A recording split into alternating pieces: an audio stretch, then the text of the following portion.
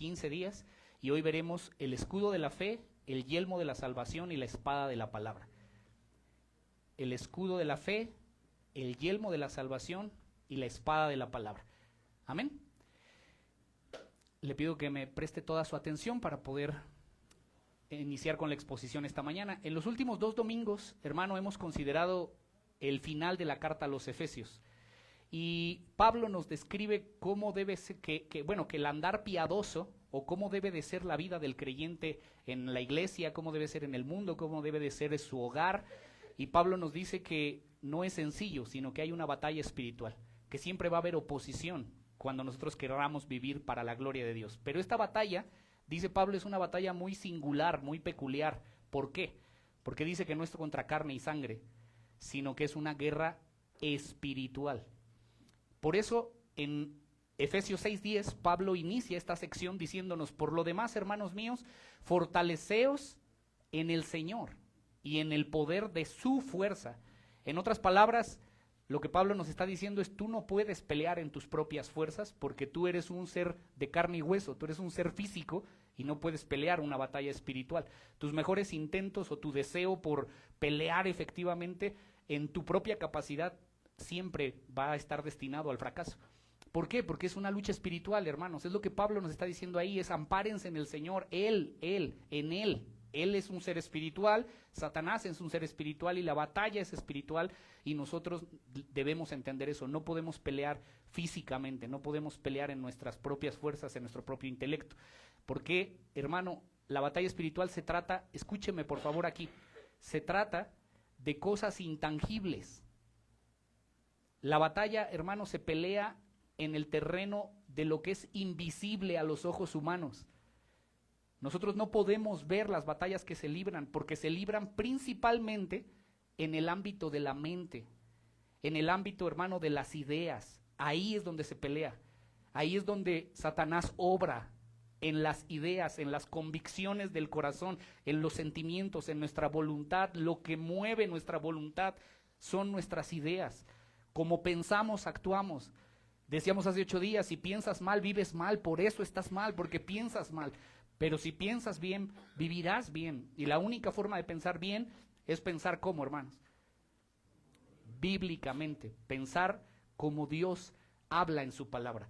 Segunda de Corintios 10:3, acompáñame por un momento, dice que aunque andamos en la carne, no militamos según la carne, porque las armas de nuestra milicia, dice, no son carnales, sino poderosas en Dios para la destrucción de fortalezas. Pero mire que el versículo 5 describe cuáles son esas fortalezas de esa batalla espiritual. Dice: derribando argumentos y toda altivez que se levanta contra el conocimiento de Dios. Entonces hay cosas que se levantan, hermano, en nuestra mente, en nuestro corazón, que están ahí enraizadas desde hace mucho tiempo y que hemos sido influenciados por el mundo y que se levantan en contra de la verdad, se levantan en contra del conocimiento de Dios. Y por eso dice que nuestras armas son poderosas para la destrucción de esas fortalezas, o sea, de esos argumentos, de ese conocimiento errado que teníamos para conocer ahora la palabra de Dios. ¿Sí me explico, hermano? La batalla entonces no es física, es mental, pues, es espiritual, obra en el mundo de las ideas. Es ahí en donde Satanás pelea y donde nosotros debemos pelear bien. Algo que, hermano, le ha hecho daño a la iglesia cristiana, al cristianismo histórico, ha sido la herejía del pentecostalismo, que enseña que el bautismo en el Espíritu Santo es una experiencia posterior a la conversión.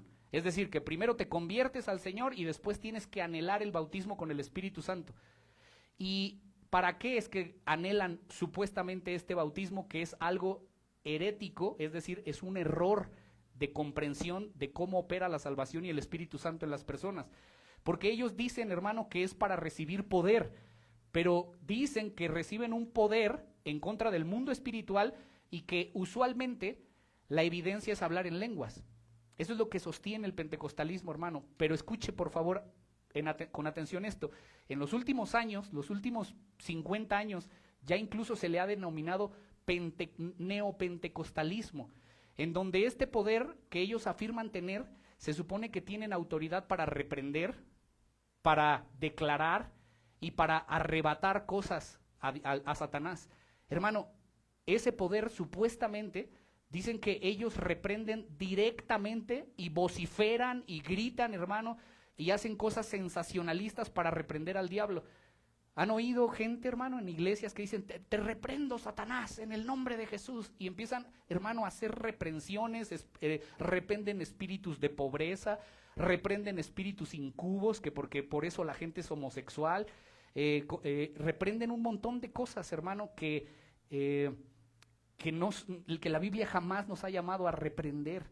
La Biblia incluso en Judas dice que cuando estaban peleando por el cuerpo de Moisés, dice que el ángel le dijo que el Señor te reprenda. La Biblia no nos habla a andar reprendiendo, no nos llama a que nosotros peleemos una batalla reprendiendo a Satanás, a que andemos, hermanos, decretando o declarando cosas. Pero el pentecostalismo ha hecho eso. Tienes que decretar bendiciones para tu vida, tienes que declarar prosperidad, y ahí tienes a un montón de personas levantándose a decir, yo declaro prosperidad para ti este año, yo decreto cielos abiertos para la bendición financiera sobre de ti. ¿Ha oído eso, hermano? Muchos de nosotros venimos de esas iglesias en donde, hermano, se reprendía a todo, se le pisaba la cabeza al diablo, se desataban bendiciones financieras sobre la vida, se levantaba una primicia supuestamente y venía bendición a tu vida. Hermano, todo eso son herejías, porque son errores de comprensión en la palabra. Hermano, no puedes arrebatar bendiciones a Satanás, porque Satanás no tiene tus bendiciones. Toda bendición espiritual nos fue dada en Cristo Jesús antes de la fundación de la tierra. Y todo eso, hermano, no es más que un error en la comprensión de muchos de nuestros hermanos cristianos. Su culto, el culto pentecostal, se basa más en entretener a la gente con experiencias subjetivas, con visiones, con sueños, con revelaciones que supuestamente vienen del Espíritu Santo, pero que no están probadas ni comprobadas en la Biblia, que es la palabra de Dios. Por eso nosotros no reprendemos, hermano, porque la Biblia enseña, escúchame, que la reprensión ocurre mediante la fe. Ocurre mediante la oración, mediante la predicación de la palabra, mediante la sumisión de nosotros a esa palabra, dice Santiago 4:7. La lucha no es con gritos, sino confiando en la victoria que Cristo ya ganó por nosotros. Así se pelea la batalla, hermano. Nosotros no decretamos porque creemos en la soberanía de Dios, que Él hace su voluntad como Él quiere y cuando quiere, no nuestra voluntad. Nosotros no podemos decretar y declarar cosas para que ocurran como si fuéramos mini dioses, que lo que decimos va a ocurrir. Hermano, no es así. Nosotros no arrebatamos bendiciones porque Satanás no posee bendiciones. Él es un enemigo derrotado y solo hace lo que Dios le permite hacer. Pero todas nuestras bendiciones están en la mano de Dios. La bendición proviene de Dios, dice Santiago 1:17, no del diablo. Por lo tanto, hermano, no necesitamos arrebatar nada a Satanás. Necesitamos pedir a Dios en oración y Dios pelea las batallas y Dios ya venció en la batalla. Dios, hermano, Jesús ya derrotó al enemigo, ya derrotó a Satanás, a todas las huestes espirituales de maldad. No necesitamos hacer nada de esto. Pero entonces, bueno, déjeme decirle esto, hermano, antes de leer el texto que nos corresponde hoy. El problema del pentecostalismo, hermano, es que le ha vendido estas ideas a la iglesia, de que la batalla espiritual es por poder. El que grita más, el que reprende más, el que decreta más, el que declara más, y gritan y hacen, hermano, y la batalla no es por poder. La batalla es por la verdad. En el mundo de las ideas, la verdad de la palabra. Esa es la batalla que se libra principalmente en tu mente. El campo de batalla es tu mente y ahí es donde Satanás opera, en tus ideas, en tus convicciones, te decía, en tus sentimientos, en lo que mueve tu voluntad. Ahí, hermano, es en donde se pelea. A Josué, mire Josué 1:6, le dijeron, esfuérzate y ¿qué? Sé valiente. Y alguien, hermano, diría, bueno, pues es que es lógico que te esfuerces y seas valiente porque iba a pelear contra los cananeos, una guerra terrible contra Jericó y contra Jai, iba a pelear, y entonces por eso le dijeron, esfuérzate y sé valiente, haz muchas lagartijas y haz un montón de repeticiones para que estés fuerte y pelees. Hermano, en el versículo que sigue, dice, esfuérzate y sé muy valiente para cuidar de hacer conforme a toda la ley que mi siervo Moisés te mandó. No te apartes de ella ni a diestra ni a siniestra, para que seas prosperado en todas las cosas que emprendas. Versículo 8, nunca se apartará de tu boca este libro de la ley, sino de día y de noche meditarás en él para que guardes y hagas conforme a todo lo que, ¿qué? Lo que está escrito, porque entonces harás prosperar tu camino y todo te saldrá bien. Hermano, la lucha más fuerte de Josué no era contra los cananeos, la lucha más fuerte de Josué era contra su propio corazón, era contra sus propias ideas, vivir conforme a la ley de Dios en un mundo, hermano, que es anti Dios, exige nuestra determinación, exige valor, exige valentía, hermano, tener a Dios como Dios en un mundo que todo es en contra, que todo es idolatría, que todo es dinero, que todo es fama, que todo es diversión. Hermano, se necesita tener coraje. Te lo voy a decir en buen mexicano, se necesita tener pantalones para vivir como Dios ordena. Porque, hermano, la Biblia sabe que es, lo vamos a ver al final, pero la Biblia sabe quiénes encabezan los que se van a ir al infierno, los cobardes. Eso es lo que dice la Biblia. Los que prefieren seguir a la multitud y no ir en contra cuando las ideas, hermanos, son contrarias. Jesús fue siempre en contra de la cultura. Jesús fue en contra, las mujeres las trataban mal, Él las trató bien. A los niños no les daban derechos, Jesús les dio derechos a esos niños. Hermano, Jesús siempre fue en contra de la cultura y lo hizo con valor y determinación y nos enseñó a pelear las batallas así, que vayamos en contra de lo que es el mundo, poniendo por delante como bandera, dice la Biblia que nosotros somos, la iglesia es el estandarte, el baluarte de la verdad de Dios. Nosotros tenemos que poner la verdad, y si el mundo se ofende, hermano, dice MacArthur, ellos han ofendido a Dios toda la vida, deja que se ofendan, que la gente se ofenda, porque eso ha sido así, hermano. Pero la gente cobarde prefiere no tomar la palabra como es, de principio a fin, y que lo que te hable la palabra, eso sea lo que vives. Necesitamos gente determinada para vivir lo que este libro dice. No las partes que le conviene, no, todo lo que este libro dice. Si el Señor dice una cosa, eso es lo que tú tienes que hacer y vivir. ¿Dice amén? Entonces, hermano, hay que tener coraje para amar a nuestras esposas como Cristo amó a la iglesia. Hay que tener coraje para que una mujer se sujete a su marido. Hay que tener coraje, hermano, para que un joven no haga ciertas cosas y honre a sus padres en medio de un mundo que es antivalores. Para eso se necesita coraje. Por eso le dijeron, esfuérzate y sé valiente para hacer y cuidar conforme de todas las cosas que dice que la ley de Dios. Ahí está la verdadera batalla. Amén, hermanos. Todo lo que el cristiano debe librar día tras día está en su corazón, está en su mente. No está en la reprensión, hermano, de demonios que salen en la tele, o ya le decía yo hace 8 días, en figuritas. No, hermano. Hay que pelear la batalla de la fe en la mente y el corazón, en la determinación por la palabra de Dios. Que la lucha por la verdad renueve nuestra mente para que podamos vivir en santidad. La lucha, hermano, es cultivar el carácter de Cristo en nosotros, el carácter santo de Cristo en nosotros. La lucha es no amoldarnos este siglo. La lucha, hermano, es no amoldarnos a la filosofía del pensamiento de este mundo. Esa es la batalla. Y ahí es donde necesitamos valor y gallardía, hermano. Y esa es la batalla de la que nos está hablando Pablo en Efesios 6. Vamos a leer Efesios 6, solo leamos del versículo 10 al 17. Dice, por lo demás, hermanos míos, fortaleceos en el Señor y en el poder de su fuerza.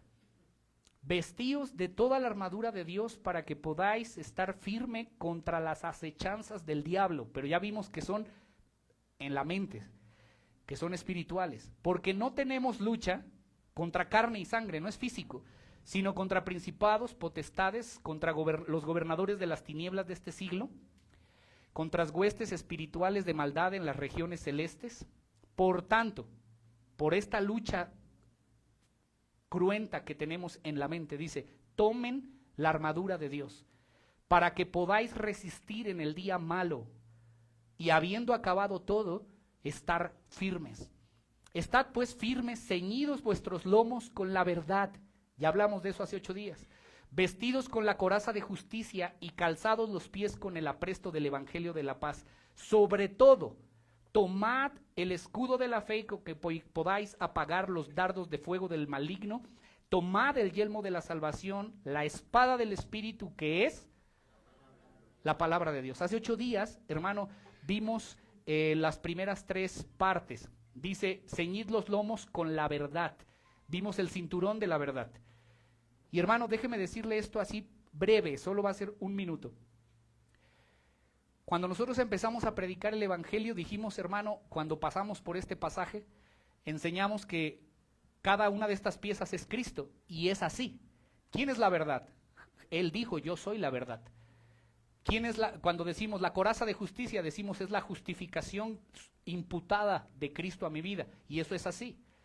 Cuando decimos, hermano, que Él es, ¿cuál es la tercera? El calzado del apresto del Evangelio de la Paz, que es la buena noticia de que ya no estamos enemistados con Dios, eso es así.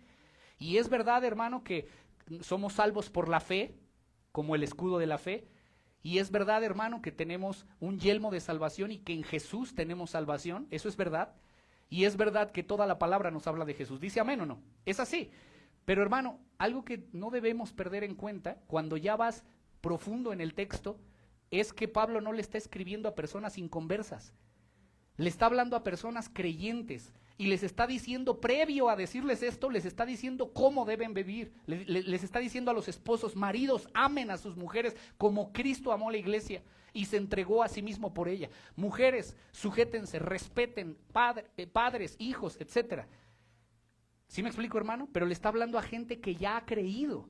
Por lo tanto, dijimos hace 8 días, cuando habla de la verdad, no está hablando solo así como que, es que Jesús es la verdad, sí, pero está hablando de que renueves tu entendimiento con esa verdad, que tus conceptos los hagas a un lado, los tires a la basura y ahora metas los conceptos de la verdad de Dios en tu mente para que ahora puedas vivir una vida con la coraza de justicia. ¿Qué es la coraza de justicia? No nada más es la justificación de Cristo a tu vida, es una vida santa.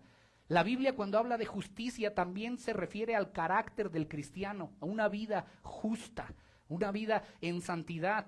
Y dijimos hace 8 días, porque va a venir Satanás a acusarte, y si estás viviendo una vida que no es conforme a la palabra de Dios, no vas a poder resistir las acechanzas ni los embates de Satanás. Te va a hacer sentir que no eres hijo de Dios, que te vas a perder, que tal vez no has nacido de nuevo. Te va a traer muchas cosas. ¿Por qué? Porque tu vida no tiene la coraza de justicia de una vida en santidad, de una vida en justicia de Dios.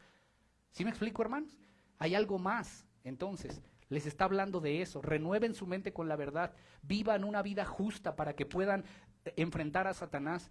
Y luego dice que el calzado del apresto del Evangelio es recuerda el Evangelio todos los días, lo que Cristo hizo por ti, pero también comparte este Evangelio. El día de hoy vamos a ver el escudo de la fe, pero va a ser en la misma tónica, hermano.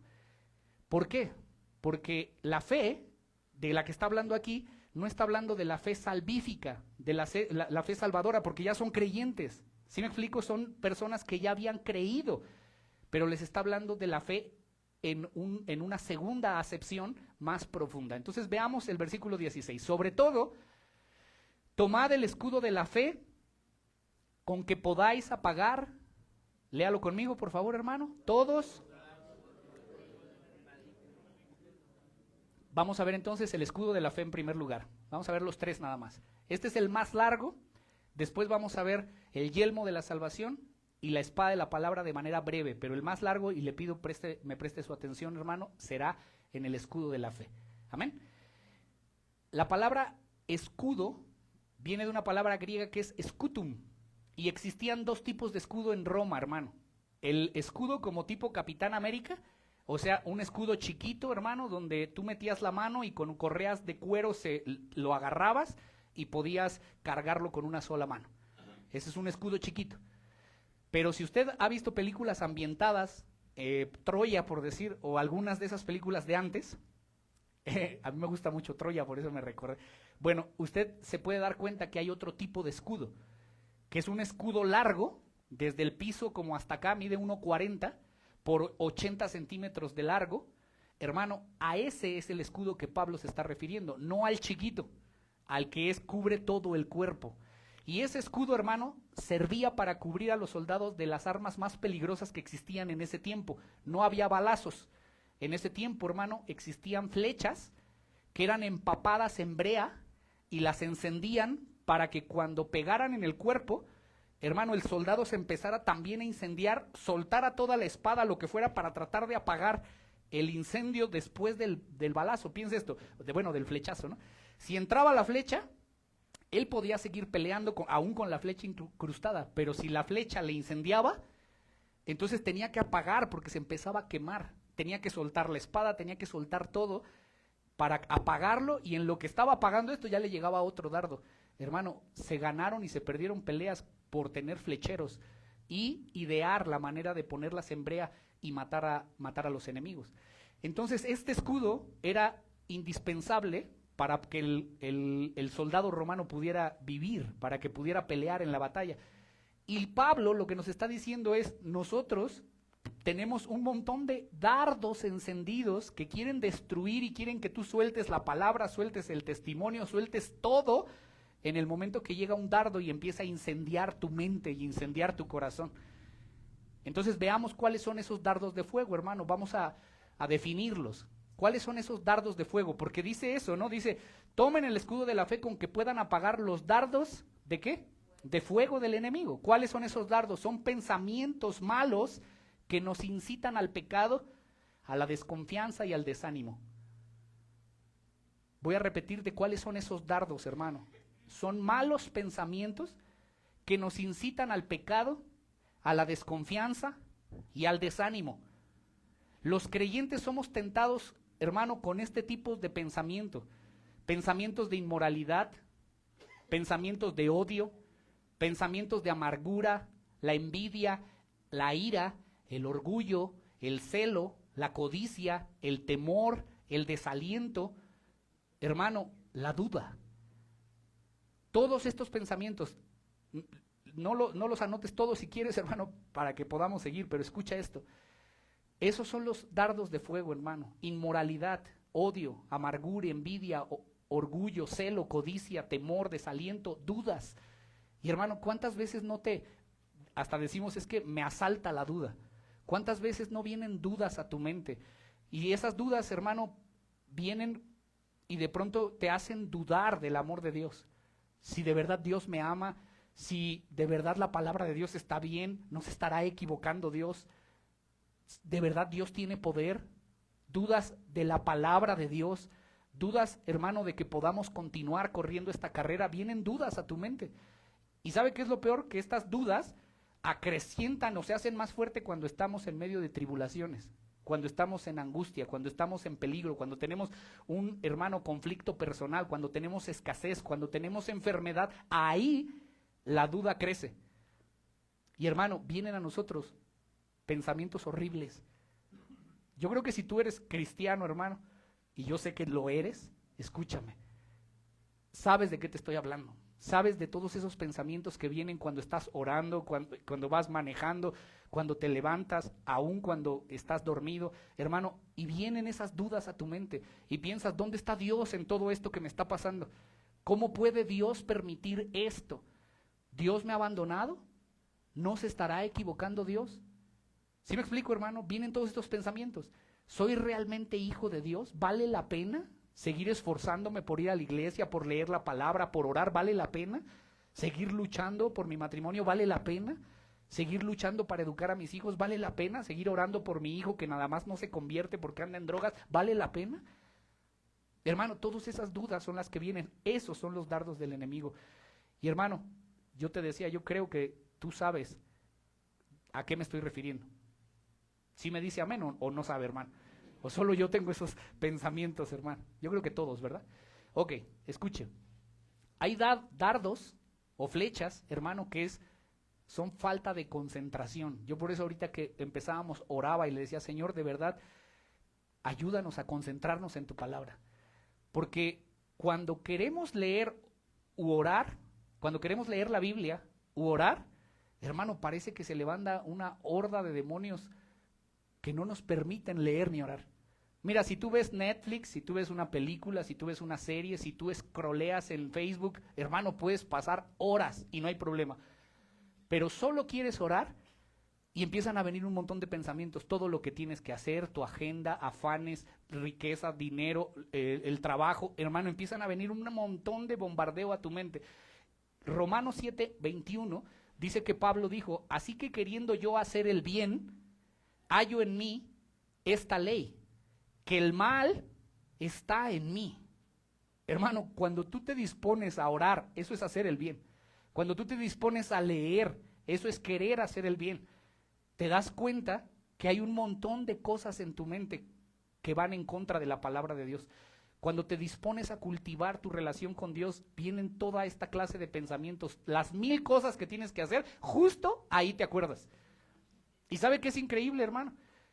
Que toda la semana tú puedes escuchar una conferencia de lo que sea y estás despierto, pero muchas veces, hermano, y lo digo para que en el nombre de Jesús te apercibas, pero cuando vienes a la iglesia te duermes. ¿Y sabes qué es? No es el predicador. Es que Satanás quiere que no escuches la palabra. Hay gente que se arrulla leyendo para dormir, hermano. Y mira, si te pasa, gloria a Dios, por lo menos síguete esforzando, ponte unos palillos, hermano, en la noche y tómate 2 cafés, pero lee la palabra y aunque te estés quedando dormido, ponte unos palillos a ver cómo le haces, pero tienes que entender que Satanás quiere distraerte, que cuando tú quieres hacer el bien, tu carne te va a decir que no quiere leer, que no quiere orar. Siempre se va a levantar un problema cuando quieras leer. No te puedes concentrar en todo. Yo no sé si te ha pasado, a mí me pasa, hermano. Me puedo concentrar en mi trabajo horas haciendo una demanda. Me puedo concentrar en un deporte, me puedo concentrar viendo la televisión, me puedo concentrar escuchando música, pero no puedo concentrarme muchas veces cuando empiezo a leer la palabra. Empiezo a leer, hermano, y me da vergüenza que de repente estoy leyendo, pero ya estoy pensando en algo más. ¿Sabe qué me da vergüenza? Que de repente estamos en el culto, en la alabanza, y mi mente está en otro lugar. Yo espero que a ti también te dé vergüenza, hermano, si eso te pasa, pero son de verdad dardos encendidos del maligno. Porque cuando estamos en la alabanza te tienes que conectar con el cielo, cantar con entendimiento. Pero la gente viene de pronto a los cultos y canta por cantar, hermano, pero su mente está en otro lugar. Lee, pero su mente está en otro lugar. Ora, pero su mente está en otro lugar. ¿Quién provoca eso? El reino de las tinieblas. Son dardos encendidos de las tinieblas, del maligno. Otros dardos son las justificaciones. Hermano, cuando Dios te habla a través de la palabra y te redarguye, te muestra algo que está mal en tu vida y que lo tienes que cambiar, cuando tú dices, es que ya me di cuenta que miento mucho y tengo que dejar de mentir, tengo que renunciar a la práctica de la mentira. ¿Sabes qué ocurre? Vienen a tu mente un montón de justificaciones. Bueno, pero pues al final nadie es perfecto. Pues si todos lo hacen, pues qué, un poquito nada más. ¿Sí me explico, hermano? Vienen esos pensamientos de, bueno, pues es que todos cometen errores. Mira, si David pecó, y a veces vienen justificaciones de la Biblia, hermano. Si Jesús convirtió el agua en vino, si Noé, que era Noé el que construyó el arca, se embriagó. ¿Sí me va a seguir, hermano? O sea, vienen a tu mente justificaciones. Y esos son dardos de fuego del enemigo. De repente llega una tentación, hermano, y sabes que debes desecharla de inmediato. Pero viene a tu mente la idea de, bueno, solo un poquito. Yo sé cuándo parar. Yo sé hasta dónde. Hermano, esos dardos, esos pensamientos de que tú sabes hasta cuándo, tú sabes hasta dónde, tú puedes probar un poquito porque tú eres, para los que son de mi edad para adelante, Juan Camaney, ¿no? Tú eres, hermano, tú te la sabes de todas. Recuérdate que cuando tú te crees fuerte, eres débil, hermano. Pero cuando tú te consideras débil, el poder de Dios se perfecciona en ti. Cuando vengan esos pensamientos de que un poquito no pasa nada, hermano, tienes que saber, son dardos de fuego del enemigo. Y Satanás también hace dardos a la medida, hermano. Mire nuevamente Efesios 6:11, vestíos de toda la armadura de Dios para que podáis estar firmes contra las, ¿qué dice? ¿Sabe que la palabra acechanzas es la palabra griega metodas, de donde viene metódico? O sea, lo que Satanás hace, o lo que Pablo está diciendo es, Satanás actúa de manera metódica. Él tiene un plan astuto. Y hoy te lo digo, hermano, de parte del Señor, Satanás tiene un plan para ti. Él sabe de qué pie cojeas. Él sabe lo que tú necesitas para caer. Él sabe y conoce muchas de las cosas que tú haces, piensas, dices. Hermano, Él te conoce. ¿Se acuerda que hace como 15 días leímos de los puritanos? Hay un puritano que se llama William Jenkins que dijo: Satanás tiene una manzana para Adán, un racimo de uvas para que se embriague Noé, una muda de ropa para Jaycee y una bolsa con monedas para Judas. Ahora pon tu nombre. ¿Qué tiene para ti? Él sabe. Satanás sabe, hermano, de qué pie cojeas. Satanás te va a poner avaricia, Satanás te va a poner dinero, Satanás te va a poner celos, Satanás te va a poner adulterio, Satanás te va a poner alcohol, Satanás te va a poner gente que te incite a hacerlo. Hermano, es que Satanás es astuto y tiene un plan para tu vida y sabe en dónde pegarte.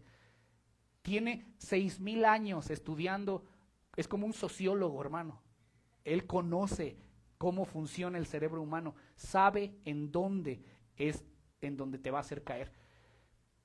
Y hermano, Satanás también usa otras personas. Lea conmigo Mateo capítulo 16.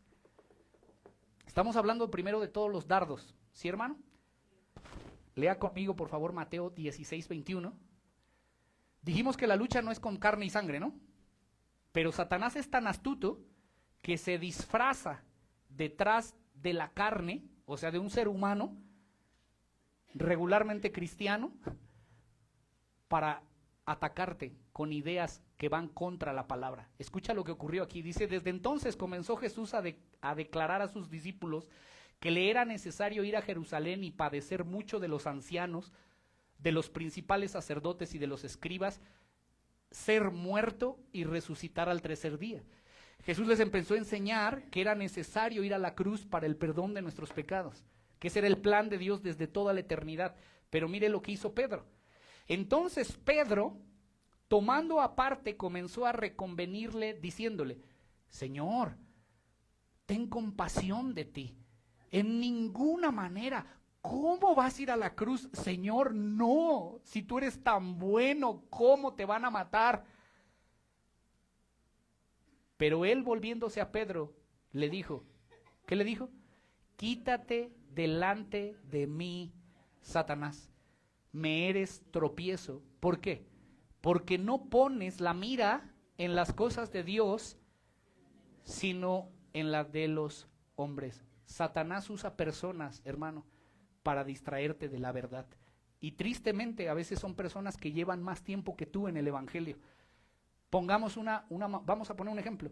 Una hermana que escucha el mensaje de que tiene que sujetarse a su varón, a su esposo, porque someterse a su esposo es someterse a Dios, porque sigue las líneas de autoridad y lo ha entendido. Y empieza a querer someterse a su esposo. Y viene otra hermana y le empieza a decir: ay no, hermana, la verdad es que si tú te sometes te van a agarrar de mensa, ese pastor es muy legalista, ese pastor es medio machista. No, ni les debes de hacer caso tanto a los pastores, porque ya se volvieron legalistas en esa iglesia, sí, porque a ella no le conviene y no quiere, hermano, hacer lo que Dios quiere. Ahí, hermano, es cuando alguien viene y te habla cosas que son contrario a lo que la Biblia expresamente establece. Tienes que saber que es Satanás hablando a través de esa persona. Es el diablo diciéndote que no es como tú lo entendiste, que no es como el pastor explicó, que no es como la Biblia dice. Hermano, te voy a decir algo. Cuando los pastores dicen algo de sus propias ideas, todo el mundo tiene el derecho a juzgarlo y a rechazarlo.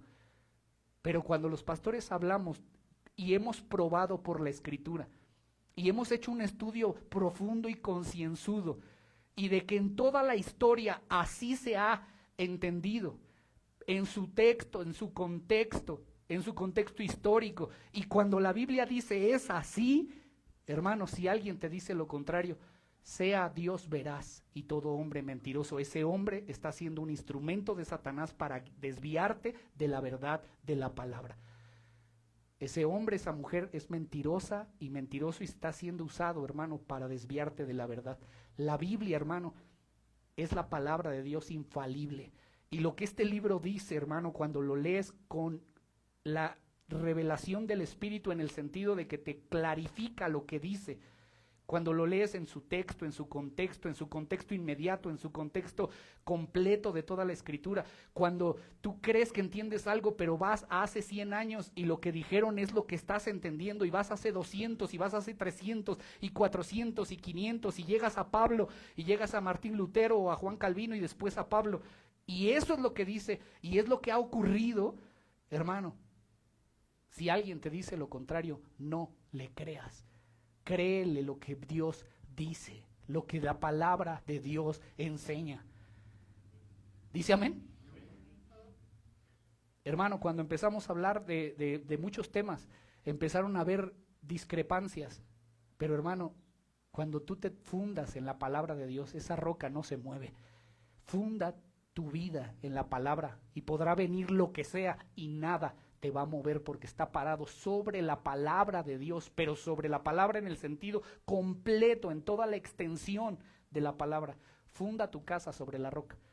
Que tus determinaciones, que tus ideas vengan no de lo que dice un pastor, sino lo que dice la Biblia acerca del tema que Dios está abriendo a tus ojos. ¿Dice amén? Bueno, ahora, ¿cómo podemos defendernos, hermano? ¿Cómo podemos defendernos? Con el escudo de la fe. Dice, otra vez, versículo 16. Sobre todo tomad el escudo de la fe, con que podáis apagar los dardos de fuego del enemigo.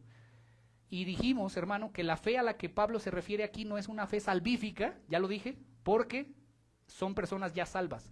Pablo le está escribiendo a creyentes y los está exhortando a vivir una vida digna para el evangelio. Ya conocen el evangelio.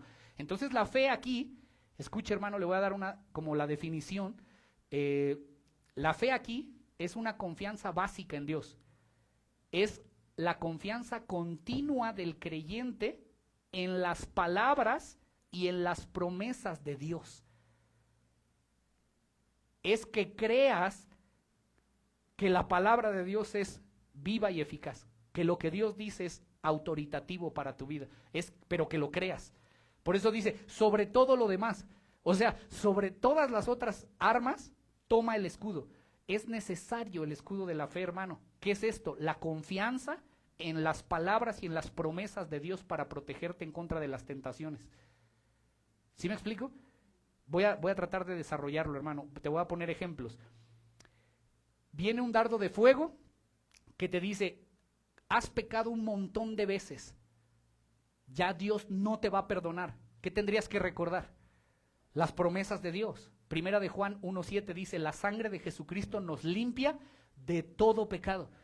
Cuando venga el dardo que te haga dudar, tienes que recordar la promesa de Dios y creer que de verdad ninguna condenación hay para los que están en Cristo Jesús. Eso debes creer, no el dardo de fuego. Te voy a poner otro ejemplo. Cuando, hermano, decimos, ¿será que, por circunstancias en tu vida, ¿será que no soy elegido de Dios o no soy un hijo de Dios? ¿Qué tienes que recordar? Juan 6:37, todo lo que el Padre me da vendrá a mí, y el que a mí viene no le echo fuera. ¿Sí me explico? Entonces tienes que saber, hermano, que yo les he dado vida eterna. Tienes que recordar esa promesa. Y no perecerán jamás, y nadie podrá arrebatarlos de mi mano. Cuando venga a tu mente dardos, estoy poniendo solo ejemplos, hermano. ¿Dios se preocupa realmente por mis problemas? Porque a veces dudamos de que Dios esté en los detalles más pequeños. ¿Qué tienes que pensar? Mateo 10:30. Pues aún los cabellos de vuestra cabeza están todos contados. Hermano, cuando tú recuerdas ese pasaje, te das cuenta que Dios es soberano y está en control de todo. ¿Cómo no va a estar en control de toda tu vida? Aún de los pequeños detalles, si hasta los cabellos de tu cabeza sabe cuántos tienes. ¿Cómo no vas a ver el problema que estás viviendo? ¿Cómo no vas a ver la dificultad que estás pasando? Pero cuando viene el problema tienes que recordar esa palabra, creerla y entonces descansar en él. Esa es la fe, ese es el escudo de la fe. Hay un libro que yo creo que muchos de ustedes conocen, que después se hizo película, que se llama El Progreso del Peregrino. ¿Sí la han visto? Bueno, la del Progreso del Peregrino, hermano, es de un libro que se llama, el autor se llama Juan Bunyan, y él escribe y más bien describe a un creyente y todo su travesía por la vida. Y llega un momento, hermano, en donde lo encarcelan en la cárcel de la duda. Y dice que empiezan a venir pensamientos que él piensa que salen de su corazón, pero en realidad vienen de las tinieblas. Y empieza a escuchar blasfemias y empieza a escuchar y él piensa que sale de su corazón y tiene dudas. Y sabe, en ese libro dice que él sale de esa cárcel con la llave de la promesa de Dios.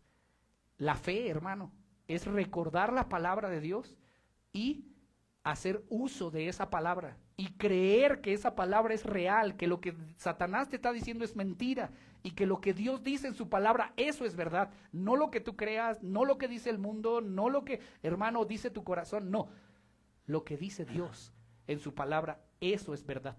Amén, hermanos. Cuando pensamos, alguna vez cambiaré en la vida cuando la vuelves a regar, ¿no? Yo creo que eso nos ha pasado a todos. ¿Alguna vez cambiaré? ¿Qué tienes que recordar? 2 de Corintios 3:18. Por tanto, nosotros todos somos transformados de gloria en la misma imagen. Tienes que recordar, el que empezó la obra en mi vida, que la va a terminar. El que lo inició lo va a terminar. Cuando vuelvas a caer tienes que recordar la promesa, pero no permitas que el dardo incendie tu mente y tu corazón. Amén, hermano. Amados hermanos, debemos pensar entonces correctamente para poder contrarrestar los ataques del enemigo. Tienes que pensar con la palabra de Dios. Tienes que poner delante de Dios las promesas que Él ha hecho. Ese es el uso del escudo de la fe. Si Dios lo ha prometido, hermano, Dios lo va a cumplir porque Dios no miente. Si Dios ha dicho algo en su palabra, hermano, así va a ser.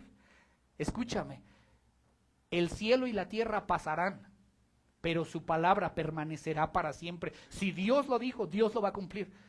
Dios no miente. El que miente es Satanás, el padre de mentira es Satanás, y él trata de engañarte para destruirte. Y la única manera, hermano, en que puedes protegerte de Satanás y de todos esos dardos es con la palabra de Dios. Y ahora escúchame, si lo que tú estás pensando respecto del tema que quieras es contrario a la palabra de Dios, hermano, es mentira. Lo que sea que estés pensando, si es contrario a la Biblia, el que está mal eres tú, no la palabra. Es mentira. ¿Sí me explico, hermano? Porque así obra Satanás, hermano. Él nos engaña. Entonces, cuando tienes muchas justificaciones en tu mente para hacer cosas, pero es contrario a la palabra de Dios, es mentira. Tú estás equivocado. Pero es que todos lo hacen, es mentira. Es que suena lógico, es mentira.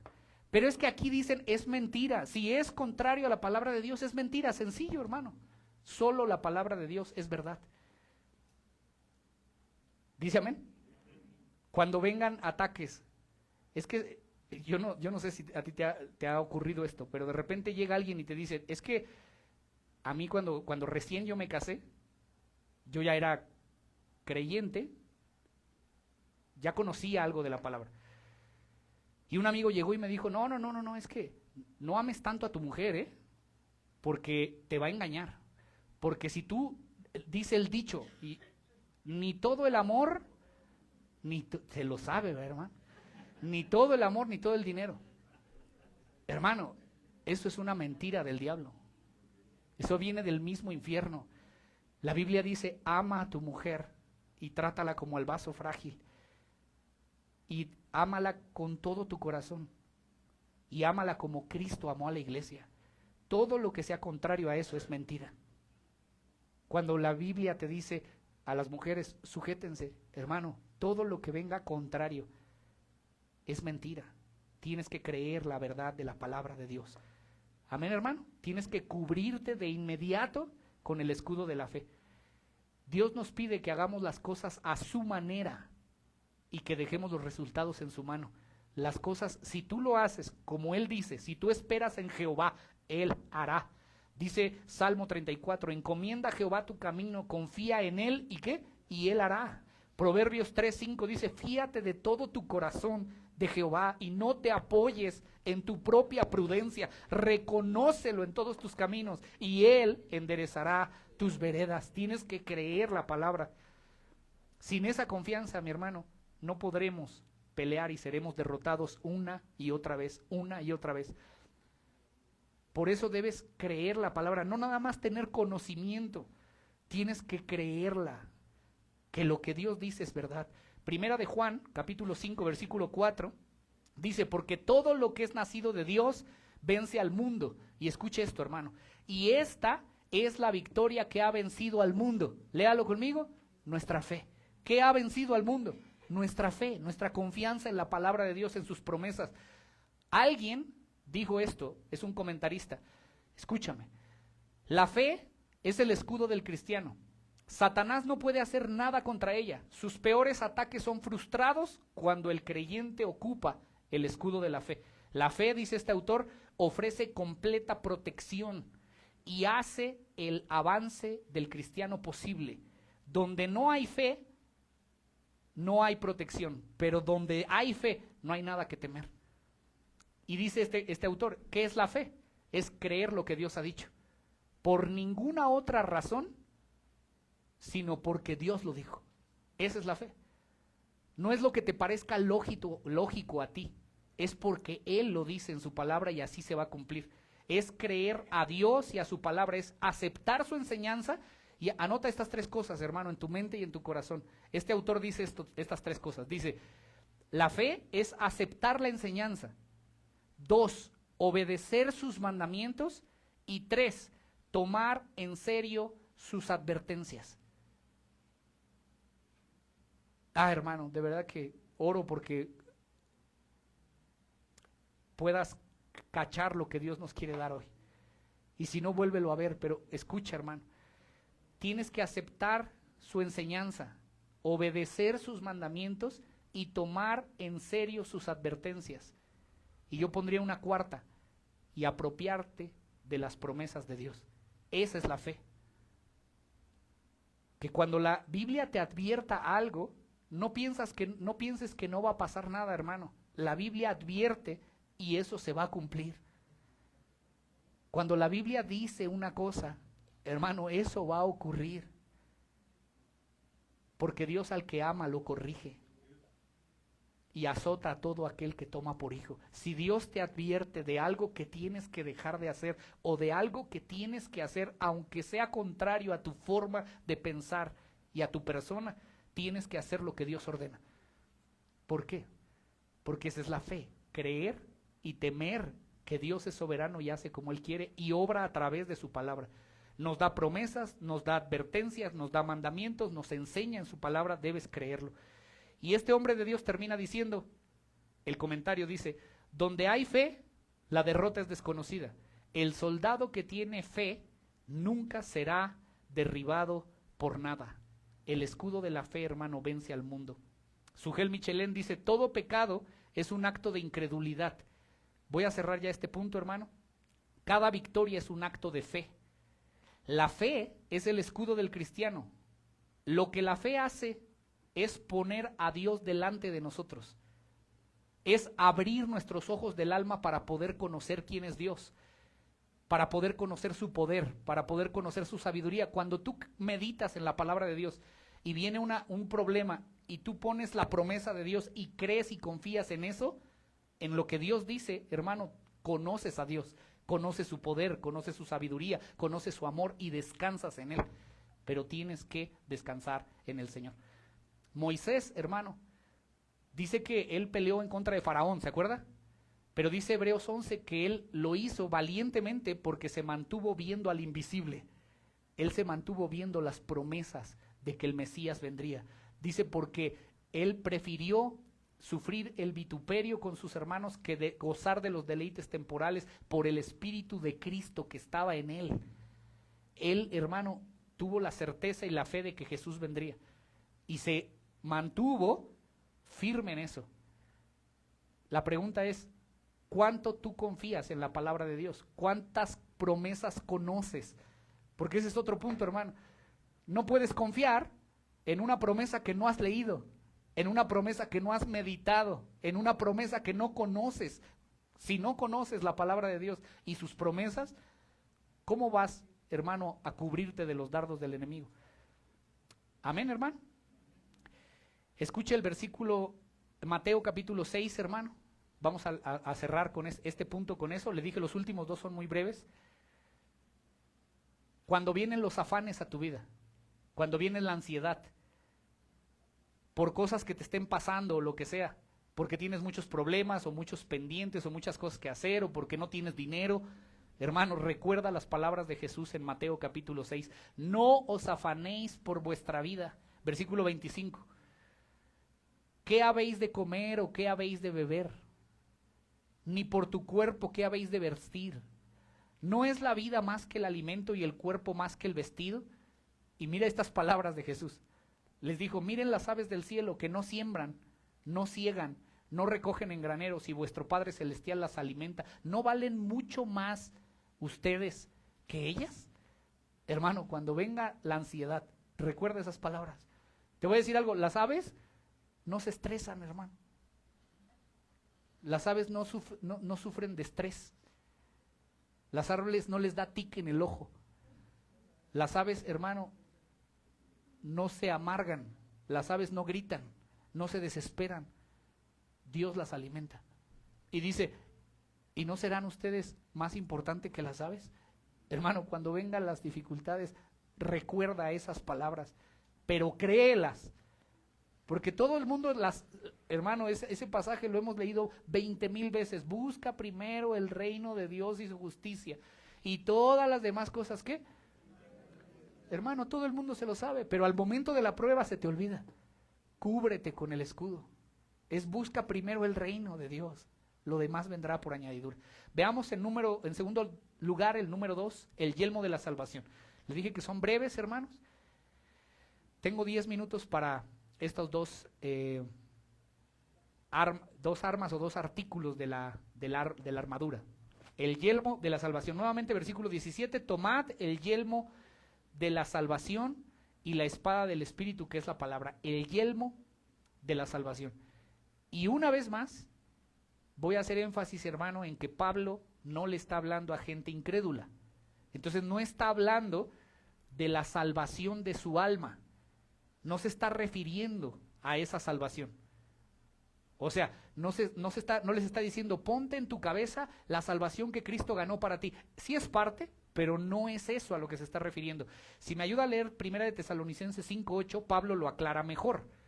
¿A qué se refiere la salvación, hermano? Se refiere a tener fe o descansar en el hecho de que la salvación final del creyente está garantizada para los cristianos.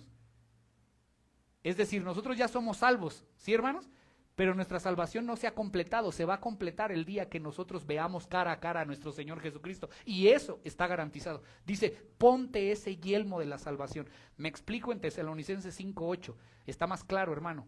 Pero nosotros, que somos del día, seamos sobrios, habiéndonos vestido con la coraza de fe y de amor, y con la esperanza de salvación, ¿como qué? Como yelmo. Entonces no está hablando de la fe salvífica, está hablando de la fe que se espera, de la salvación que esperamos. ¿Cuándo esperamos esa salvación? Cuando nuestro Señor vuelva a esta tierra. Y mire, hermano, el punto no es que ya soy salvo y ya, no. Esta esperanza, el yelmo de esta esperanza apunta hacia el futuro, apunta hacia algo que va a venir más adelante. Y lo que tú tienes que, hermano, cubrirte con tus pensamientos es con esto. Tienes que pensar cuando estés en medio de la batalla, en medio de la tribulación, en medio de la persecución, en medio del hambre, tienes que pensar esto, escúchame. Esta lucha no será para siempre. Un día, hermano, todos nuestros dolores se acabarán. Tu lucha contra el pecado se va a terminar. Tu dolor, tu sufrimiento, tus lágrimas, tus padecimientos, hermano, un día se van a acabar. Yo no sé si a ti te pasa, yo creo que sí, hermano. Pero cuando fallamos al Señor, nos sentimos mal, los creyentes. Un día ya no le vas a fallar al Señor. Un día vamos a dejar atrás este mundo caído, hermano. Un día el conflicto que todos los días libramos con nuestra mente, con nuestro corazón, con el pecado, con las circunstancias, un día se va a acabar. Nunca más tendremos problemas con el pecado, nunca más tendremos tentaciones. hermano, nunca más volveremos a sentir la vergüenza de haberle fallado a Dios. Un día va a llegar, ese día viene y el Señor vuelve a esta tierra. Y ya sea que nosotros partamos, hermano, ese día va a ser un día glorioso, porque estaremos con el Señor para siempre.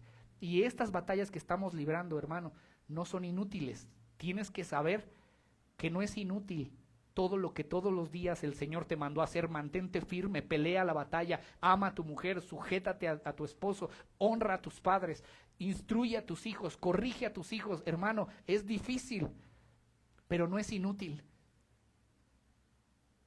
¿Por qué? Porque Dios está perfeccionando su carácter en tu vida. Y cuando Él venga, hermano, le veremos cara a cara, brillaremos como la luz, brillaremos como el sol, hermano, seremos semejantes a Él. La vida que es inútil es la vida del no creyente. Hermano, yo no sé si a usted le da lástima, a mí sí, hermano, así literalmente, lástima, cuando una persona no conoce el Evangelio, porque vive una vida desgraciada aquí y una vida desgraciada por toda la eternidad. Vive igual de problemas, hermano, que nosotros, también tiene problemas, pero los vive sin Dios. Vive una vida inútil, sin propósito, una vida desgraciada, solo para el dinero, solo para lo suyo, solo para la fama, solo para enriquecerse, hermano. Y esas mismas riquezas van a destruir a esas personas. Ellos mismos se provocan daños por deseos engañosos, porque quieren hacerse ricos. Hermano, de verdad siento lástima por esos creyentes, por eso debemos predicar el Evangelio. ¿Dice amén? Debemos hablarle a la gente de que hay una esperanza, que hay una vida eterna después de esta. Cuando Pablo, acompáñame a Corintios 15, hermano, o bueno, solo anote la cita, hermano, por tiempo, pero cuando Pablo le habló a los corintios y les empezó a hablar acerca de la resurrección, él les dijo: si como hombre batallé en Éfeso contra fieras, ¿de qué me aprovecha? Si los muertos no resucitan, comamos y bebamos, porque mañana moriremos. Hermano, si no hay resurrección, nuestra fe es vana.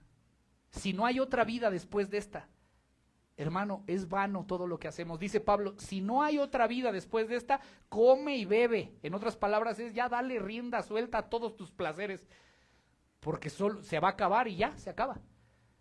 Pero hermano, Jesús resucitó y hay una vida después de esta. Y esa vida, hermano, esa vida es la vida más gloriosa que vamos a tener. Vale la pena, hermano, pelear la buena batalla de la fe. Si hay resurrección, vale la pena. Si no lo hubiera, entonces no valdría la pena pelear. Hermano, escúchame esto. Si no hubiera resurrección, si tú no tienes la certeza de que Jesús está vivo hoy y de que tú cuando te mueras resucitarás en gloria, si no tienes esa certeza en tu corazón, hermano, de verdad come y bebe, porque lo que más vas a disfrutar es eso, comer y beber en esta tierra, pero para siempre la gente estará destituida de la gloria de Dios. Pero hermano, tú y yo creemos que hay una resurrección, que Jesús está vivo, que hay una vida después de esta y que para allá vamos. Sí vale la pena pelear. El que tiene esta esperanza, mire Juan, primera de Juan es así, acompáñeme, capítulo 3, versículo 2, dice: amados, ahora somos hijos de Dios, y aún no se ha manifestado lo que hemos de ser, pero sabemos que cuando Él se manifieste, seremos semejantes a Él, porque le veremos tal como Él es. Y todo aquel que tiene esa esperanza hacia el futuro, esa esperanza en Él, ¿qué dice? Se purifica a sí mismo, así como Él es puro. ¿Dice amén? Escúchame por último, hermano, en este punto. El libro de Apocalipsis, ¿alguna vez lo has leído, hermano? Tiene un montón de cosas que son difíciles de entender, ¿no? ¿Sabe que ese libro fue el único que no comentó Juan Calvino? Juan Calvino comentó todos los libros de la Biblia excepto Apocalipsis. Él dijo: es que no entiendo Apocalipsis, y si no lo entiendo mejor, no lo explico. No entiendo. Hermano, en este libro tiene un montón de cosas y un montón de figuras y de interpretaciones, y con el libro de Daniel y todo, pero hermano, tiene un mensaje muy sencillo. Es un mensaje de verdad sencillo, el mensaje que tiene el libro de Apocalipsis. En el libro, en esencia, tenemos al pueblo de Dios luchando. luchando con monstruos que salen de quién sabe dónde, luchando contra fieras, luchando contra bestias con 10 cabezas. Todas esas son figuras, son metafóricas, no va a ser real, pues. O sea, no van a salir así demonios con 10 cabezas y vamos a pelear. No, esos tienen significados, pues. Pero hermano, al final de todo, el libro concluye diciendo, nosotros ganamos. Ese es el significado de ese libro, hermano. El punto final es que al final nosotros ganamos esa batalla. ¿Tú quieres interpretar bien el libro de Apocalipsis, hermano? Tienes que ponerte en la cabeza que lo que Cristo le quiso enseñar a las 7 iglesias de Asia, que estaban siendo perseguidas por los romanos y que estaban teniendo un montón de dificultades, era que no importaba qué tan fuerte fuera la persecución, el cielo es de los cristianos, hermano, y el infierno es de Satanás, que nosotros vencemos porque somos más que vencedores por medio de aquel que nos amó. Amén. Y finalmente, hermano, Pablo termina hablando, vamos a la última pieza, versículo 17 otra vez, el yelmo de la salvación y la espada del Espíritu, que es la palabra de Dios. El yelmo de la salvación y la espada de la palabra de Dios. Porque es la palabra, la espada del Espíritu, que es la palabra de Dios. Pero ¿por qué dice la espada del Espíritu? Es del Espíritu, hermano, porque fue el Espíritu Santo quien la inspiró. Es del Espíritu porque es el Espíritu quien nos ayuda a interpretarla correctamente.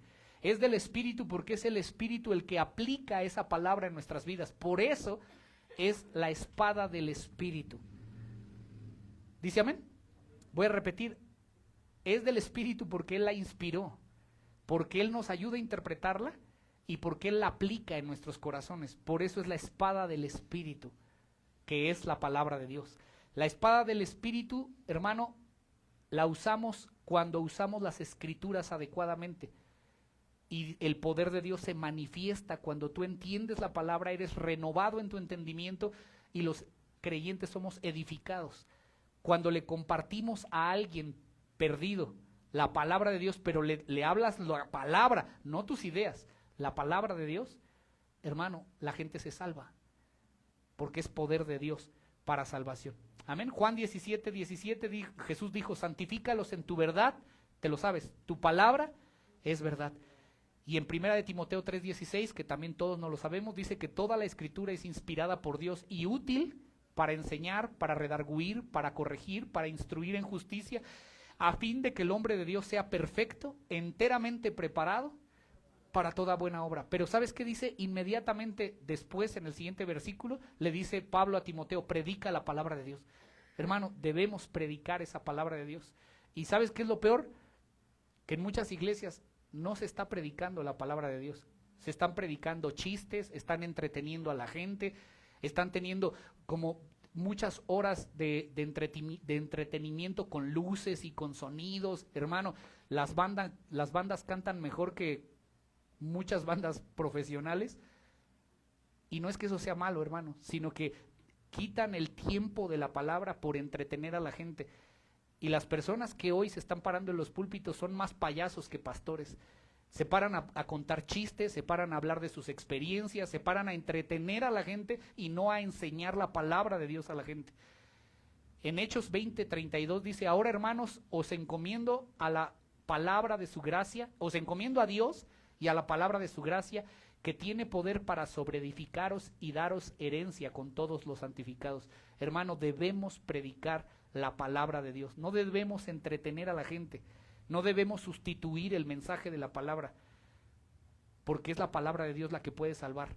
Si no es la palabra, hermano, nada va a salvar. No es el testimonio, ni tu testimonio, ni de qué tan malo fuiste, ni de cuántas cosas malas hiciste. Eso no es lo que va a salvar a la persona. Va a salvar a la persona el mensaje claro del Evangelio de Jesucristo. Amén. ¿Por qué no te pones en pie, hermano? Y vamos a orar en esta mañana. Cuando el rico y Lázaro murieron, ¿te acuerdas de ese pasaje?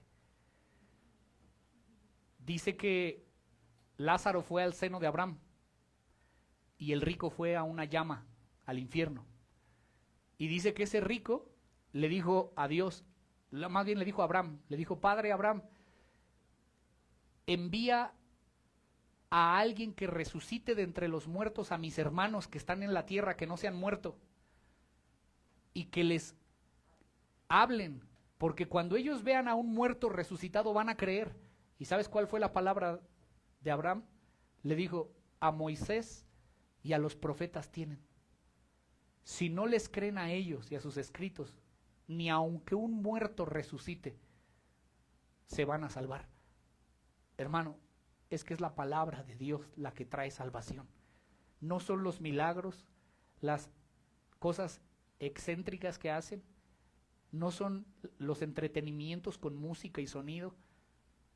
Es la palabra de Dios la que renueva nuestras mentes, la que trae salvación, la que trae convicción de pecado, la que trae convicción de justicia, la que trae convicción de juicio, de que hay una vida eterna, de que estábamos enemistados con Dios, de que estábamos apartados de Él y de que solo hay salvación en Él. Es solo la palabra de Dios la que puede renovar nuestras mentes para vivir vidas piadosas en donde podamos glorificar a Dios en nuestro trabajo, en la sociedad, pero principalmente en nuestros hogares. Que le demos gloria a Dios en la manera en que tratamos el matrimonio, en la que tratamos a nuestros hijos, en la que nos relacionamos con nuestros jefes en el trabajo. Ahí, hermano, ahí es donde está la batalla. Y ahí es donde debes vivir la palabra de Dios. ¿Dice amén? Cierra tus ojos, vamos a orar. Señor, te damos muchas gracias esta mañana. Gracias por tu palabra y gracias por el escudo de la fe que tú nos has dejado. Ayúdanos a creer con todo el corazón tu palabra. No solo a saber y a tener conocimiento, Señor, de tu mensaje. Ayúdanos a creer ese mensaje y a ponerlo delante de nosotros siempre, confiando